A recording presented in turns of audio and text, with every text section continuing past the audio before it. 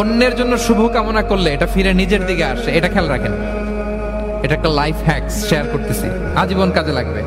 অন্যের জন্য যেটাই ভালো কামনা করবেন এটা ঘুরে আপনার দিকে আসবে। অনেকে বলে হুজুর ওর জন্য দোয়া করে আমার কি লাভ? নিজের জন্য আল্লাহ আমারে মাফ করে দাও, আল্লাহ আমারে সমৃদ্ধি দাও, আল্লাহ আমার বেতন বাড়াও, আল্লাহ আমার ব্যবসায় বরকত দাও, আল্লাহ আমার ছেলেরা হাফেজ বানাও, আল্লাহ আমার বউ, আল্লাহ আমার মেয়ে, আল্লাহ আমার আমার আমার সব আমার ভালো আপনি চাচ্ছেন নিজের জন্য, অন্যদের জন্যও চান।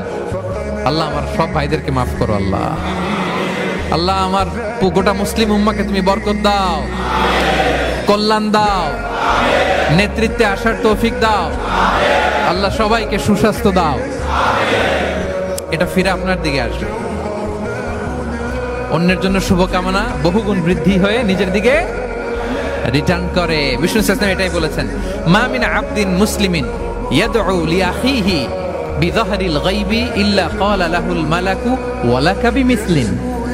কেউ যদি তার ভাইয়ের অনুপস্থিতি তার ভাইয়ের জন্য দোয়া করে, ফেরেশতারা ওই দোয়াটা তার জন্য আগে আগে করে। তাহলে অন্যের জন্য শুভকামনা করলে, দোয়া করলে লাভ না লস? ধরেন আমি মোশাররফ ভাইয়ের জন্য দোয়া করলাম যে আল্লাহ মোশাররফ ভাইকে তুমি সুস্থ করে দাও, তখন ফেরেশতারা বলে আল্লাহ যিনি দোয়া করতেছে তার যদি কোনো রোগ বালাই থাকে আগে তারে সুস্থ করে দাও।